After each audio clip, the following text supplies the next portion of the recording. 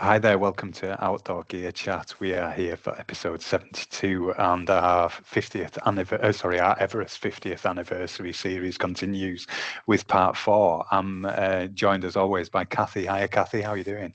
Hi Wayne. It's a fantastic opportunity to talk about a huge expedition back in 1975 and to celebrate the achievement Yeah. of Doug Scott and Dougal Haston being the first Britons to summit the world's highest mountain, and the And the sport rest of as the a team behind well, the yeah, scenes or not it, behind the scenes for yeah. yeah, as we discussed, it was a big a Yeah. big expedition. We obviously have a link. My shops, the Climber shop in Ambleside and the Joe Brown shops in Snowdonia, obviously they've got historic links and have been supplying expeditions for many years. But our Ambleside shop in particular has a very close link to Community Action Nepal, and we discussed that I think in back in episode 13, I think. Yeah, Um, goodness, way and back. I know time's moved on. Um, so that link, Community Action Nepal, was started by Doug Scott, and it is a charity that's very close to our hearts and a really great opportunity for us to give back. But to celebrate the link, we've got a fantastic selection of 5 podcasts to discuss really the kit since 1975 and how it's evolved and how that has kind of impacted the sport and moved the sport of mountaineering and climbing on. And we're actually going to chat today with a climber at the very forefront of modern climbing and doing some incredible routes. We've got, I think it's fair to say, he's got a penchant for trad, winter, and alpine climbing. The bigger the badger, the better, I think I've seen written or quoted. Tom was awarded a PLA d'Or, which is the Oscar of mountaineering. It's an award that was given for his ascent of Le Toc 1 with his 2 climbing companions. And I do apologise already, I'm going to get these pronunciations wrong. Alice Chesson and Lucas Strazar. Perfect. Oh, really? Oh my gosh, that was a leap of faith. Tom founded the Young Alpinist Group in 2020 with a mission to advance the next generation of world-leading young UK alpinists. And Sir Chris Bonington said that Tom is one of the finest climbers in the world, always using the purest techniques. Now, he is driving fast and light expeditions, which we're going to talk about today. So thank you so much, Tom, for taking the time to join us. Welcome. Thank you very much. Hi Tom. Yeah, that's some intro as well, isn't it? Yeah, you sat there almost blushing as Kathy's reading it off. I'm sure it's something that you've heard before though. But what an introduction. Yeah, no, there's like loads of questions for us to go to, and I'm reassured that yeah, there's some opportunity for mirth as we go through here as well. In particular, given that we had the conversation with Mike yesterday. Well, Oh, sorry, Mick. no, well, yeah, Mick. Sorry, yeah, well, yeah, yesterday when we were recording, but it'll be the last in the series was talking about his outfits. Tom, so just setting the scene a little bit for he was talking about climbing chalk cliffs in crampons and denim flares, wasn't it, back in the late 70s? So that's Yeah, yeah, I think we're setting a all bit. pleased kit has moved on a bit since then. Yeah, oh, it was amazing. Wasn't it? There was so much. I mean, I was thinking about when he got to the 80s, was he wearing a shell suit? But anyway, sorry, we're not here to talk to a bit about him. Sorry, Tom, just getting distracted. So Oh, the I first think question we're looking at. Sorry, Kathy, go on. yeah, yeah. Well, I just sort of going back to that fast and light, and denim flares obviously not being a regular item in your fast and light packing, Tom. But I know you've kind of it appears anyway that you've favoured a small team from the beginning, and when you completed the youngest British ascent of the Cassin Ridge on Denali back in 2012, with fellow Bangor University student Tom Ripley, but not exactly light. I know you had skis, pults, gear hauls. I watched the video on YouTube and it looked like a big trip, you know. What did you learn from that trip that focused you really on lighter expeditions for the future? Yeah, that was my first expedition and a great great success, a great memory that I had climbing the Cassin Ridge with Tom Ripley. We didn't know any different in the sense that we didn't know about these siege style expeditions and things like that you touched on earlier. So for us, it was very natural to go as a team of two and to not have, you know, a giant team in base camp or to use fixed ropes and things like that. That idea, which was, it's easy to knock on that these days, but actually what those climbers were doing for the last 100 years, you know, these large expeditions going to huge mountains, it is very, very impressive, and it is obviously the best way to climb these things given the circumstances. So it's worth remembering that it's absolutely amazing what climbers have been doing. It's just that, yeah, we have moved away, and so by 2012, Tom Ripley and I, it was already something well in the past, and it was very logical for us to just go as a pair of climbers. That was, as I said, a good trip because it all worked out. We managed to climb something, and it was a natural stepping stone in my climbing. It didn't feel too out there, although being on Denali felt like a big deal at the time. As you said, we had a lot of kit, and we went very heavy onto the mountain.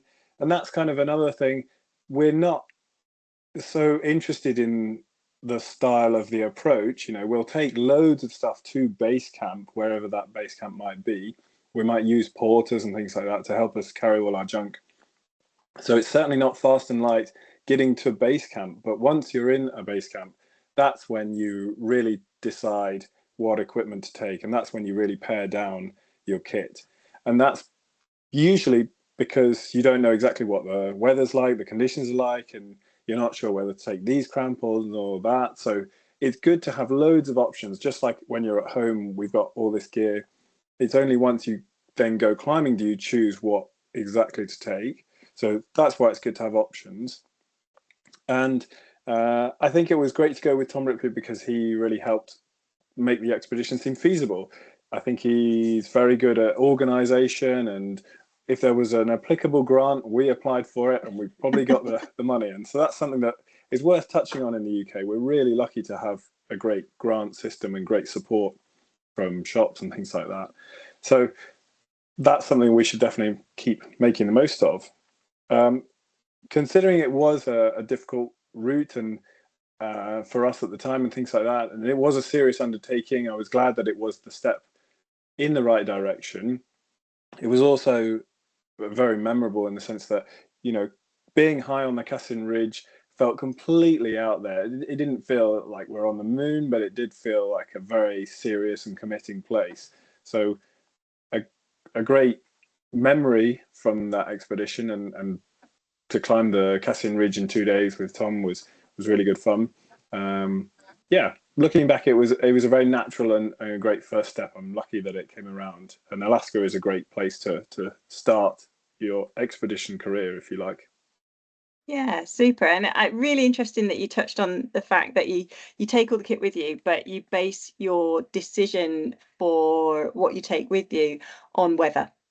And that's obviously a major factor. Obviously, the type of ground you're going to be climbing on, but I suppose to an extent, a lot of that's unknown because if it's a first ascent, you're not going to know. But that weather is key, and we do try and kind of drive that home to our customers and people who are coming in who perhaps not got the experience or not really just thought that would be priority one, rather than just like, oh, I'm going up and the weather's it's all right here in the valley. You're going to encounter a huge array of different weathers as you go up, certainly on a multi-day route, and in Britain, just 4 seasons in 1 hour sometimes, depending, even up Little Snowdon or certainly. It's such a changeable small island. But obviously, like from the Cassin, from Alaska, you headed out in 2018 on your first trip to the Himalaya. and I put up a new route on the top one for your first trip, which is fantastic, and that is the route that you're awarded your PLA d'Or for. What clothing did you use on that trip? And I've got to ask, because I saw this on one of your videos. At what point did the gimp suit become part of your repertoire? Perhaps we should probably explain what that might be. Yeah, I think I've moved away from that name.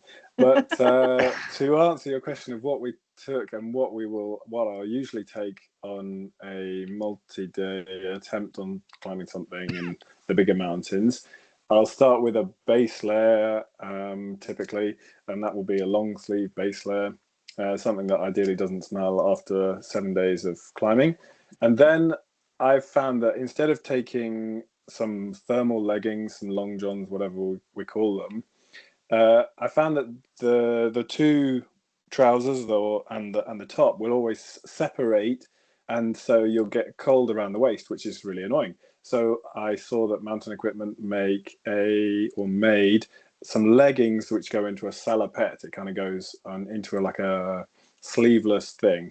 And so that's what I'm referring to there. And that's great because it means that it's a one piece without the arms. And so it keeps you much warmer, and you don't have this problem of getting a cold waist and stuff like that, which is kind of annoying. So all these small bits of details which do make a big difference when they're adding up. After that, I will typically wear some sort of really protective or like a wraparound mid layer, and that could be the Eclipse hooded zip tee. I'll obviously reference loads of Mountain Equipment stuff because that's what I am using, but other alternatives are available, or you can look these things up online. And that will have things like thumb loops so that it can protect your wrists, or as in keep the wrists warm. And that's great because you lose a lot of heat, or the blood can be easily cooled as it goes through your wrists. So that's keeping your hands warmer. It's got a hood and it's got something that you can zip up so that it really covers your face. Then I'll use something that's a synthetic mid layer, and that could be something that has about 60 grams per square meter of insulation. At the time I used a Mountain Equipment transition jacket, but nowadays we're experimenting with things that can have a warmer warmth to weight ratio, or a better warmth to weight ratio, and be slightly lighter. This is an area which is very interesting because it can be developed further and further. I don't use a down thing because it tends to get a bit wet and hot and humid sometimes, so that renders it not so nice. It's also good because you can wash this item of clothing at the end of wearing it for 7 days, which is very important. And then I'll typically wear a shell, and it'll be a hard shell. It'll be the lightest possible thing that I can find. It might just have one chest pocket, and that's it. And it needs to be very, very light. All of these things need to be as light as they possibly can. And the reason that I use a hard shell is for the same reason that we use it in the UK. It's lighter than a soft shell, but it's also more protective. It will give you, all weather protection, and it's nice and simple to wear. I don't use a soft shell much, even in the Alps, because you hold the two items up. Well, the hard shell is lighter and it gives better protection. Okay, easy choice. Yeah. And then I'll take a down jacket of some sort to go over the top of everything. That at the time was the Mountain Equipment Vega, and the idea again is that you're taking clothes that will keep you warm, but only just, or with a good margin of safety, but only just. So nowadays it's something like the Mountain Equipment Xeros or Cryos jackets, and these are again very impressive developments, which I'm sure they didn't have in the 75 expedition. It's a down jacket with a drop outer, it's called, with a piece of fabric over the top so that it keeps the wind and weather out a lot more than just a down jacket with stitching on the baffles. And that means that it can be warmer as well. So again, in the last few years, it's been very impressive to see how we can take a lighter amount of clothing overall, a lighter system, if you like, but have it warmer than previously. So that's really impressive to see how these changes just go in leaps and bounds. Well, it's really interesting, I think, listening to you talking there, Tom, and then talking to Mick yesterday. The hydrophobic down, wasn't it? Was it it was an experimental thing that he took? Was it to Peru? Was it in the late 80s, Kathy? I can't remember. And that, he'd got chunks of ice basically in the bottom of his sleeping bag that he couldn't get rid of, and everything had clumped, all the down had clumped together. But he was wearing a jacket which was hydrophobic down, and he said it was just miraculous that it just hadn't got wet. And we take that sort of thing for granted now in our kit, don't we? That we've got either synthetic down or the hydrophobic stuff that really is going to keep us warm and is so much lighter and maybe less bulky, I guess, than historically. And that I guess is bulk another thing for you? So that you're saying about the lightness, but is the size of stuff important as well? It is important to an extent, but not anywhere near as much as the weight. Simply because you're carrying this equipment for many days, so you do need it to be as light as possible. But luckily, if it's very light and then it doesn't tend to be very bulky either. Yeah, it tends to pack down small as well, doesn't it? Yeah, of course. I think it's really interesting how mountain equipment as well. We talked in one of our episodes about the changes to waterproof fabrics that are happening, and we talked with one of the mountain equipment engineers, and she was describing how much technology goes into choosing the right fabric for the design as well, and all of that is all drilled together, all this kind of magic voodoo that goes on into these products, and all this passion and science that's kind of poured in, and that's why we're able to sort of take that light product, and then by design it's not bulky, because they've spent so long matching the type of fabric that works best in that situation, with the insulation, with the those different areas of the body almost. Yeah, exactly. And it doesn't need to be a highly water resistant or waterproof shell for alpine climbing, because you're not likely to use it in the rain. You're going to be using it for snow and for wind, so it's okay if it's not the highest level of waterproofing. Same with the breathability, because you can just open the zip. Often that's the simplest way of getting rid of or getting some air in. So exactly. You can really tailor these things to a very detailed degree, which is great. It means that we can benefit from it. Yeah, definitely. So shifting from clothing to footwear, in 2019 you headed out with Ali Swinton to Koyazum in Pakistan, and you were basically climbing technical E4 climbing above 6,000, sort of 6,000 meters. Was there did you have to choose your rock boots there, or did you just go for comfort, or was you looking for a particular design that worked on that particular rock terrain, or was you looking for the warmest or ones that you could fit socks in so that your feet wouldn't get cold? What was your decision making on that trip? Well, this trip was really special. This was very memorable for many reasons. On some trips, we go for a known challenge, or you hear about something such as Latok 1 that loads of people have tried for many years. And in other trips, you go to the edges of the map and you think, well, what is that over there? Why have we not heard of that? Or what's in this area that we don't know anything about? And Will Sim put this great trip together and invited me, and so we're a total of 5 friends to the very northwest of Pakistan, right on the Afghanistan border, and found these amazing groups of peaks which we didn't know much about. And we got there, and thankfully Koyazum, which is 6,900 meters roughly, was looking incredible. We thought this would be an amazing objective. We don't know anything about it.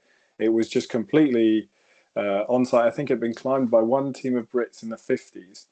And to go back a few years, I'd spent loads and loads of time climbing at Gogarth in North Wales. I think sea cliffs are one of the most amazing things we've got in the UK. We have got a lot of special climbing, but sea cliffs, now that I live in France, I can realise how great they are. It's such a cool adventure. And I like Gogarth because, generally speaking, it's got good holds. It's very positive climbing. There's a lot of good gear, but it's in a wild and intimidating place. And I've always thought, what about taking the climbing of Gogarth, this steep, crushing waves and good holds though, and taking that to the bigger mountains, and same with ice climbing and mixed climbing. How interesting for me would it be to take this technical climbing and take that to higher altitudes? And so that leads on throughout my life, I guess, a little bit. And thankfully, on this mountain Koyozom, we climbed, Ali Swinton and I climbed up for a couple of days with some easier climbing and then some really interesting mixed climbing. And then we kind of hit this giant head wall close to the top of the mountain. And at the time it was like, well, this is just ridiculous. This looks like Main Cliff at Gogarth. It's this steep kind of granite quartzite stuff, slightly overhanging, but you can see there's pretty good holds and you could get these kind of funky 3D rests. And we somehow managed to climb through this in a bunch of pitches, and to have these like 3D rests, but you could like wiggle out a tiny little loose chip of rock and throw it over your shoulder and it would just drop 1,000 meters all the way down to the glacier below. The sun had just come round in the afternoon, evening, because it was northwest facing, so it was just about warm enough to pull on my rock shoes and climb these pitches. And Ali did an amazing job on second, climbing my boots and crampons and his boots and crampons and all this junk that we had. So that was a really, really cool moment to experience. The reason I took those climbing shoes was because we did wonder, from seeing these photos before we went, this looks like a climb that might involve rock shoes. And I've just got these La Sportiva Mura VS shoes that I use for Gogarth all the time. They're one of my favorite pairs of shoes. Okay, we'll chuck them in. And I chucked them in a slightly larger size than normal so that I could use them without, crimping my toes into numbness. Nowadays, there are some really light pairs of shoes. I really like the Mantra, for example, which are a very, very light pair of slipper climbing shoes. And I can take them in the Alps quite a lot, and I have taken them on big trips as well, as a sort of, not a get out of jail free card, but if it's really hard, pure rock climbing, then you can pull on these shoes and hopefully keep going. The later part of that trip, the Koyozom trip, did unfortunately end in a rescue and Ali going to helicopter and that going to hospital. But that's another story. And I guess, yeah, we learned lots of lessons, and very important to think of the descent and to remember the descent. But thankfully, it's all fine. But it was a big contrast between this climb that we did, which was very improbable and for us very, very out there, and such a very good experience. But unfortunately, the descent was the complete opposite. But yeah, it all ended well, and we're still friends. And yeah. Yeah. And can I just ask a question about how long did it take you to get to Pakistan, for example? How long did the trip take you in total, or how long do trips in general take you? And there's a reason for it, which I'll come on to in a minute. But trips to somewhere like Pakistan, India, and Nepal, I'll typically budget 7 weeks, and that's for a mountain that's about 7,000 meters. And that's because you might need a week to go into the mountains from the UK. You might need a week to travel back, so that's 2. You might want 2 weeks to acclimatize, and then you might want 2 or 3 weeks to allow for a good weather window. And inevitably, there'll be sometimes when it's a lot quicker than that, and you might need to go to lower altitudes, so you don't need as much time to acclimatize. Or sometimes you're right to the very limit, and you're just catching a flight. Yeah, I like the wry smile that you gave at the end there. Again, there's more stories there to tell at another point, isn't there? But yeah. And the reason I asked the question is because we've got a complete contrast within what you're doing nowadays and the Everest 50 years ago, where it was months in the planning, the logistics, the getting everything out there. And again, when we were talking to Mick about some of his adventures, he was saying he felt very lucky at the end of the 80s to be the first to be able to take a flight somewhere, and it was dead quick. The Pakistan expedition that you just mentioned there, for example, back in the 50s, probably took I don't know, 3 months plus. It must have been 3 to 6 months to be honest, mustn't it, with all the planning and getting everything over land to get there. It's something that's both good and bad, the world that we live in at the moment, because yes, Yeah. we can fly to these places and do these things very quickly, but nowadays, you know, the roads are going further and further and further into the mountains, and so you start walking at a closer place. That means it's more accessible. But yeah, I almost look wistfully at these expeditions of the 50s, 60s, Yeah. 70s, 80s, where they started walking way back down there, and it was 2 weeks to get into the mountains, and such disconnection and such time being just in that moment, if you like. And that the environmental impact as well, it always strikes me of all of that, isn't it? There's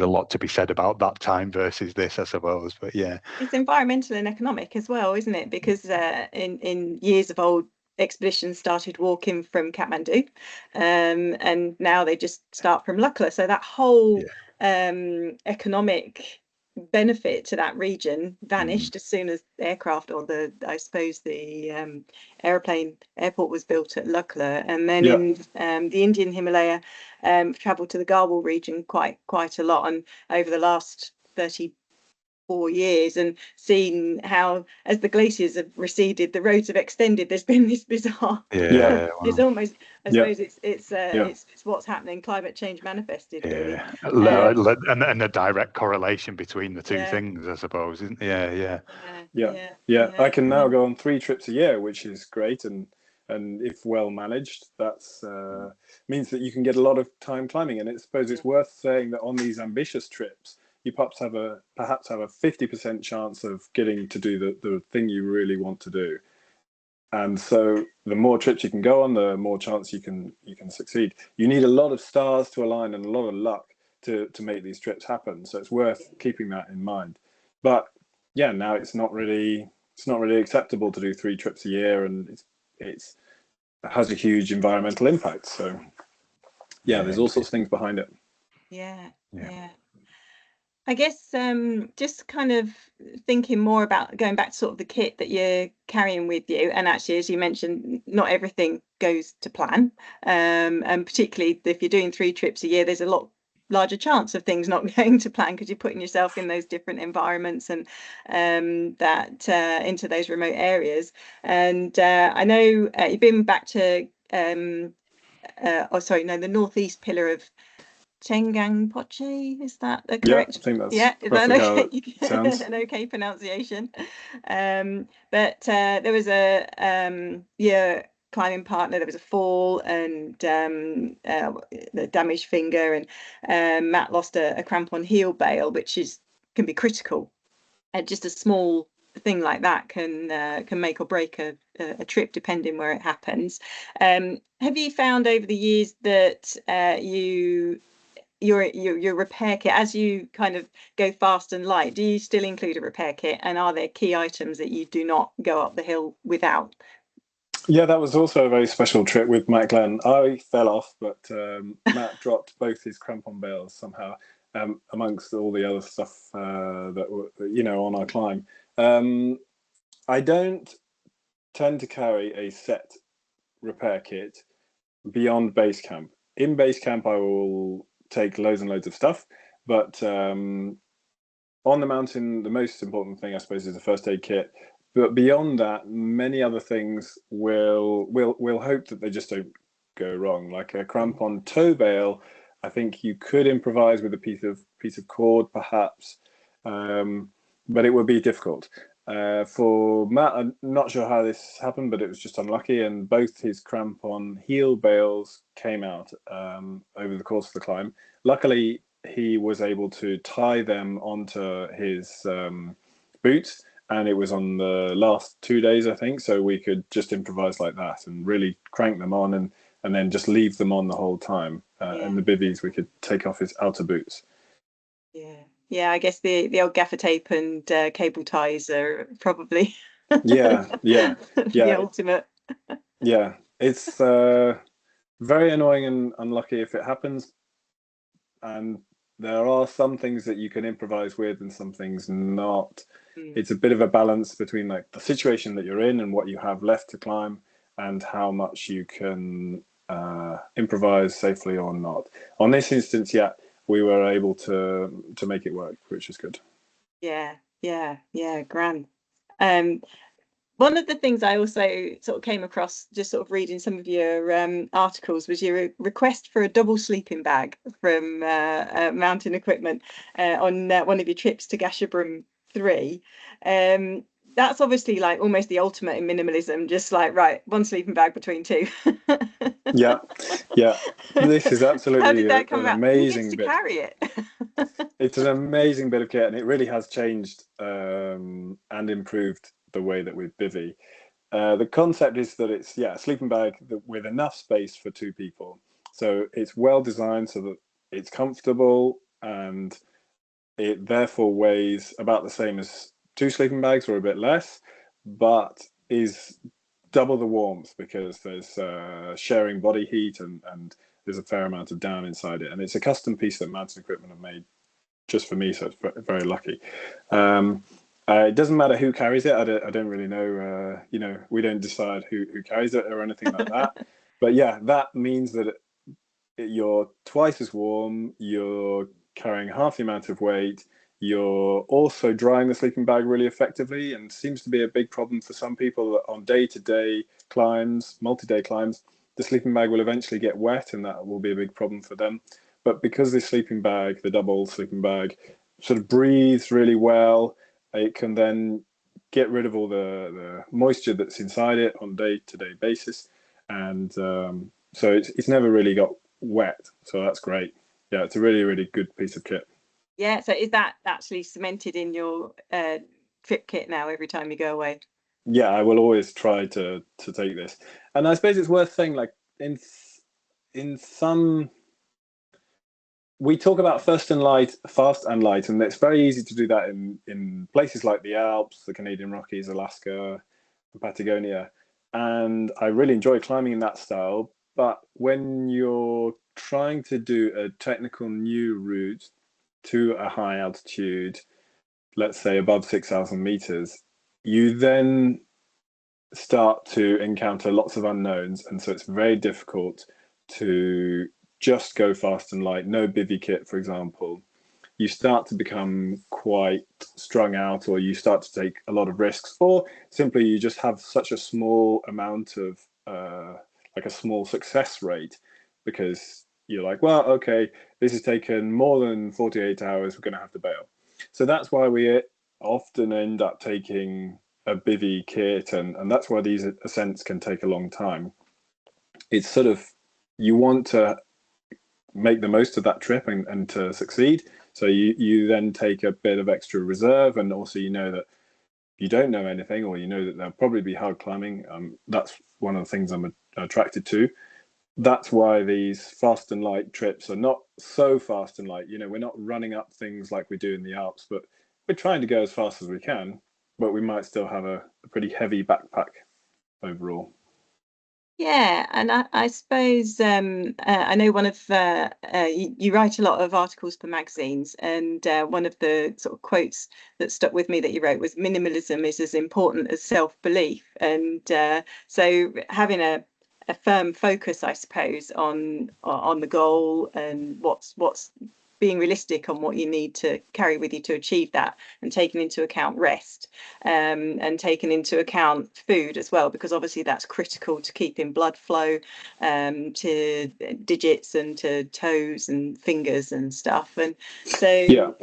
the food that you're carrying, is that how do you make your decisions around that as well? Is it taste? Is it compactness, weight? Yeah, well, just to go back slightly to what you were saying. Yeah, it's very important to have the self-belief to do it, not to be unrealistic, but to have an idea, right, this thing is possible. And perhaps you could have the best climbing situation in the world, but if you don't want to be there, if your mind isn't fully ready, then you might go down even though the weather's nice. And basically, when people like Mick Fowler and Paul Ramsden say, okay, well, these trips are 50% mental, I agree with them. Yeah, the mind is very important. To go to what you're saying about food, yeah, I think food is something that's very important. Again, you can cut corners, and so, for example, on some of my climbs, you might just take a freeze-dried meal that you share in the morning, a freeze-dried meal that you share in the evening, and 3 energy bars a day, for example. So you're really losing a bit of weight over the course of the trip, but not unnecessarily so. What we tend to take is dictated by the weight and the size, and meals will be between 100 and 200 grams per meal, and that depends, you know, if you're sharing it or not. Particularly in the later parts of the climb, you might be sharing a meal just because it's more economical to share something because of the weight penalty. I don't mind what I eat, but I know some people have a real trouble digesting freeze-dried foods or foods at altitude. So it's worth having consideration with your partner and what you like to eat. And I found that I will take a selection of bars, both from the UK and in country.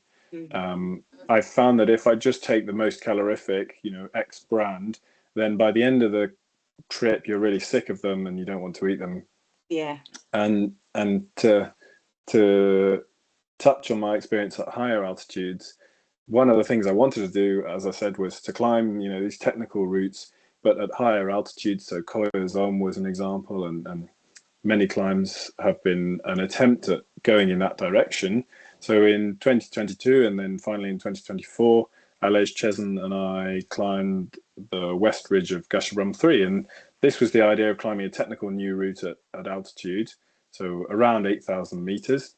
And we found that on sort of 7,000 meters above, it was so difficult to eat and drink, and we were just like breaking energy bars and trying to shove them in your mouth. And it was bizarre because normally I have a good appetite and can eat anything, and on this trip it was just, you know, higher altitudes meant you couldn't really eat as much as you like. You just didn't have the appetite and stuff like that. So you're just trying to do as much as you can as well, given the circumstances. It's I have been in that situation where you're trying to outstay your meal. I don't want to put this in myself, and you just know that you're going to feel better if you do, but it's a fight. And having that mixture of salt and sweet as well. I made the mistake on one trip on just packing loads of sweet stuff, and that wasn't a good idea, right? Yeah, it's good to have a variety. For sure. You just don't know what your taste buds are going to do. You've got I've got to ask, when you geek out on weight, do you go properly all out and go for the spreadsheet, or do you just, is it like a physical weight thing when you pack it all in and you're like, no, something's got to go? I definitely take a small portable weighing scales on trips. So yes, it is very precise, but it's worth keeping an eye on the big picture and not to be too ridiculous about it. Function is obviously so important on these sorts of things, and so sometimes nowadays I will take to sleep on just a piece of foam mattress, but I will also take a really small, like half length, very light inflatable mattress. And that's because I've found that if I'm sleeping just on this foam for 7 days, it means I don't sleep well, I don't recover well, and it wrecks my shoulders. So I've taken this little thing as a sort of luxury, but it then means I sleep much better. So that the weight is very, very important, but up to a point. And if you can do something if you've got an item which you can do many things with, then that's absolutely brilliant. If it can be as useful as possible. Superb. So you got I think the size, one of the on Gasherbrum 3, you mentioned that your pack was about 12 kilos. And does it vary much from trip to trip, or have you found now you can almost pack your kit blindfold because you've got your kit, you've got the items that work, unless you've got something on test, I guess, that would make a difference. Is that how your packing works these days? Yes and no. I definitely think that practice and climbing lots will give you a very clear idea of what you want to take. So I think that's really important to do, to just climb as much as you can before a trip. But I think it's a very much case by case circumstance.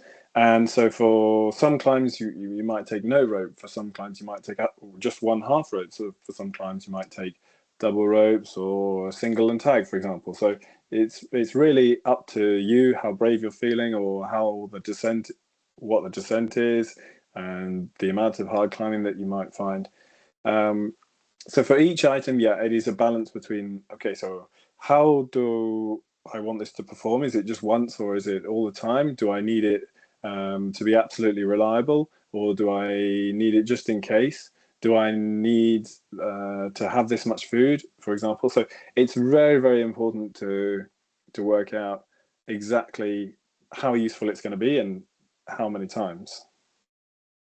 Yeah, and I suppose that kind of thought process as well, that works not just at high altitude mountaineering, but it also works if you're on like a long distance through hiking trip, or if Absolutely, you're yeah. ultra running is the classic. Yeah. People get so caught up on the nth gram of the food that they're carrying, or this or that, and I think depending on where you are at in your athletic Absolutely, yeah. career, it can make a very big difference. But if you're way lower down the pack, like me, I'm like, no, that's not going to make a difference for me. I'm much better with getting the comfiest shoes, or just carrying that bit extra, because I know I'm going to sink. My energy is going to sink at that point, and I can just top It's myself absolutely up. right. Yeah. And that I apply that with UK trad climbing and with alpine climbing. So I think, yeah, it's really important to, as you say, keep an eye on the big picture, but also to be relatively aware that climbing is a sport where you have to carry everything that's on you. So yeah, if it's clear that I don't need a number 4 cam on this single pitch route, then I won't take it.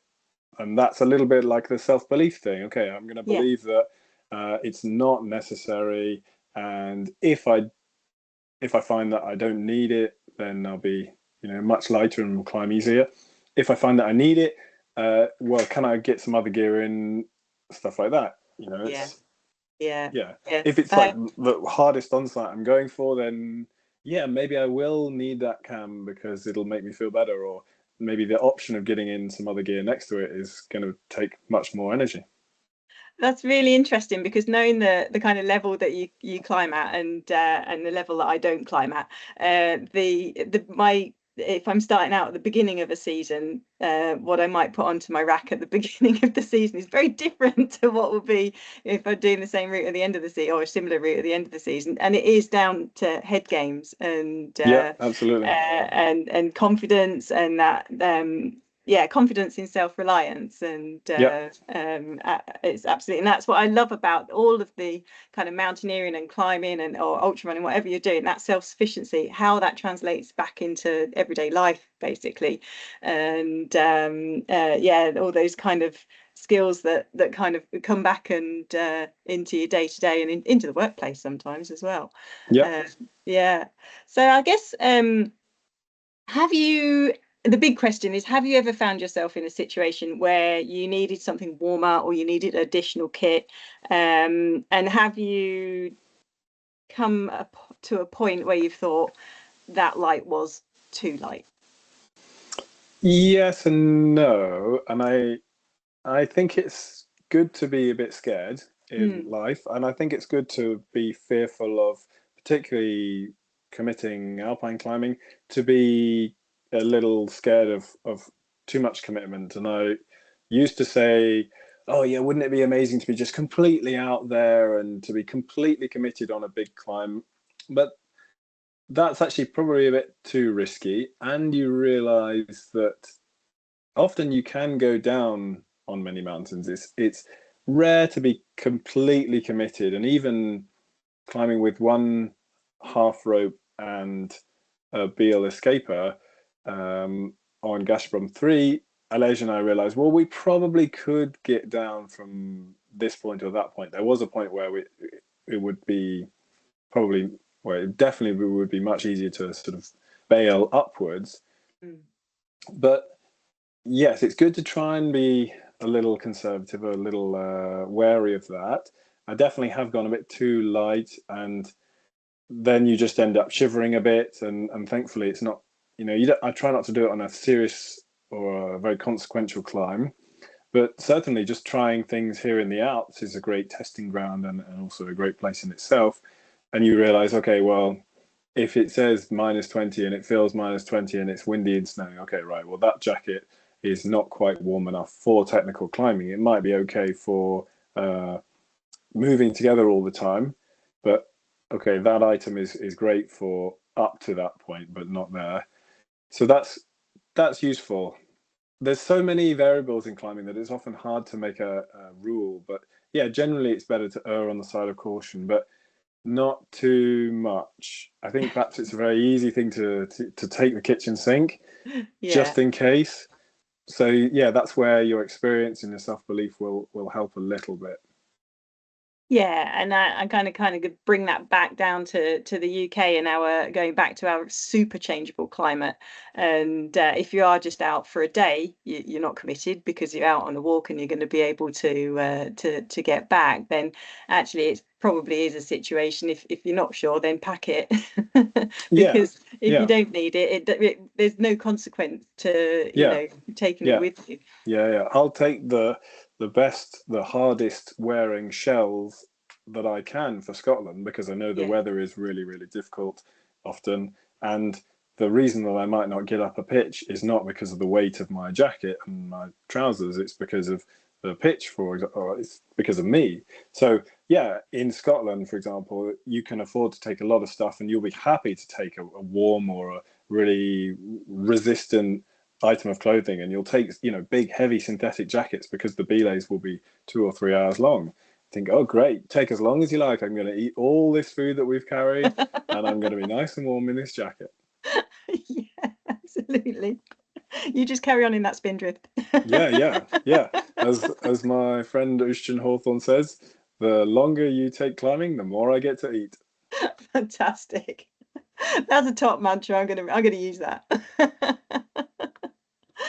Oh, Tom, it's been an absolute pleasure to speak with you today. Thank you once again so much for your time, taking the time to talk to us and joining us from your home in France. It's been super. I want to say thank you also to Mountain Equipment, one of your main sponsors, and they've made this chat possible today. And as we explained at the beginning, it is part of our Everest 50th anniversary celebrations, and we will be having a window in our Ambleside shop dedicated to that expedition and the evolution of equipment, mountain equipment in fact, from that period to the present day. So do come along and see it. If you've been listening to Tom and you would like to find out more about his writing and his guiding as well, because you are available to guide. Or can you fit that in with your 3 trips a year? I should say I am not a mountain guide. I'm just an SPA and ML back when they were things. But now that I live in France, I don't do that anymore. But perhaps, if I go to the UK and the SPA and ML are still valid, summer ML, I will be happy to do that. But no. Cracking day out on Stanage. That sounds cool. Yeah, but no, I'm not really available to guide. But okay. Thank you. No problem. So you can find out more about Tom's writing at his website at www.tomlivingston.com, and in the show notes you will find links to episodes talking with Mountain Equipment's product design manager Malcolm Rudge about their gloves, and also with their Doctor of Down Matt Fuller. So there's a wealth of information to find out there. You can of course come along if you're planning your own adventures and buy all of your kit, from walking in the Lake District right through to climbing an 8,000 meter peak, and that is available at www.climbing-shop.com. and we also have a wealth of free information available on our sister website, the Joe Brown Outdoor Academy, and that is available at www.joebrownoutdooracademy.com.